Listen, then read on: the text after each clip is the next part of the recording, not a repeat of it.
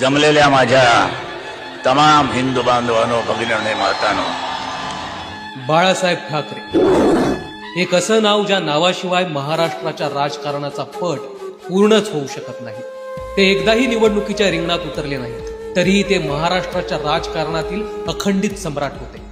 ते केवळ नेते नव्हते, तर हिंदुत्वाचा प्रखर अंगार होते। त्यांच्या विचारांच्या एका ठिणगीने महाराष्ट्रात हिंदुत्वाचा वणवा पेटवला आणि तमाम जनतेच्या मनावर राज्य करणारे ते हिंदू हृदय सम्राट ठरले। ते स्वतः कधीही मुख्यमंत्री पदाच्या खुर्चीवर बसले नाहीत, पण त्या खुर्चीवर कोण विराजमान होणार हे त्यांनीच ठरवलं। त्यांच्या एका शब्दावर सरकार बनली आणि पडली सुद्धा।